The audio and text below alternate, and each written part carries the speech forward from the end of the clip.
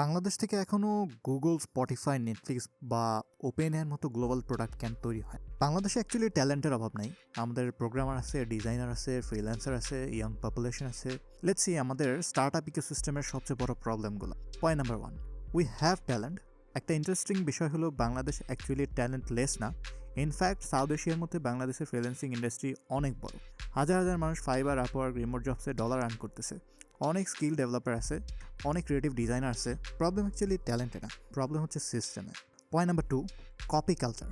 বাংলাদেশে বিজনেস শুরু করাটা একটা কমন প্যাটার্ন আছে। কেউ একটা আইডিয়া সাকসেসফুল হইলে তারপর সেই সেম আইডিয়া 100 জন কপি করা শুরু করে। একটা ক্লোদিং ব্র্যান্ড সাকসেসফুল, পরের মাসে 50টা একই ধরনের পেজ।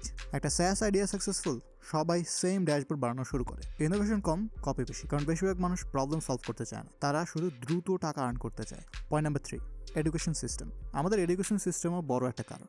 আমরা ছোটবেলা থেকেই শিখি কোনো রকম মিস্টেক করা যাবে না, কিন্তু ইনোভেশন আসলে ট্রায়াল অ্যান্ড এরর থেকেই আসে। সিলিকন ভ্যালিতে ফেইলারকে এক্সপিরিয়েন্স হিসেবে ধরা হয়। বাংলাদেশে ফেইলার মানে জীবন শেষ, ফলে মানুষ রিস্ক নিতে চায় না, সেফ জোন থেকে বের হইতে ভয় পায়। পয়েন্ট নাম্বার 4, আরেকটা প্রবলেম হলো আমরা লং টার্ম বিল্ড করতে চাই না। আমরা ফাস্ট রেজাল্ট চাই, ফাস্ট মানি, ফাস্ট সাকসেস, ফাস্ট ফলোয়ার্স।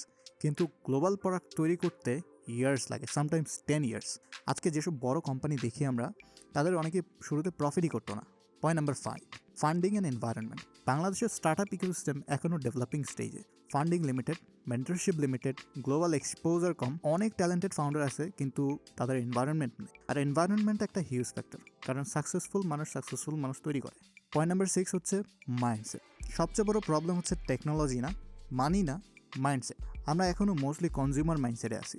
আমরা ব্যবহার করি কিন্তু বিল্ড কম করি, আমরা স্ক্রল করি কিন্তু ক্রিয়েট কম করি। আর যতদিন না ক্রিয়েটর মাইন্ডসেট ডেভেলপ হবে, ততদিন গ্লোবাল লেভেলের প্রোডাক্ট তৈরি করা কঠিন।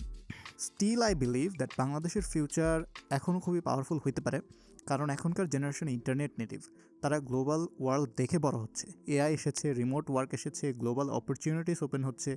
Maybe next $1 billion start up এই মুহূর্তে বাংলাদেশের কোনো ছোট্ট একটা রুমে বিল্ড হচ্ছে। কিন্তু সেটা হবে তখনই যখন আমরা কপি না করে অ্যাকচুয়ালি প্রবলেম সলভ করা শুরু করব। কারণ পৃথিবী রিমেম্বার করে ক্রিয়েটরসদের, কপি ক্যাটসদের না।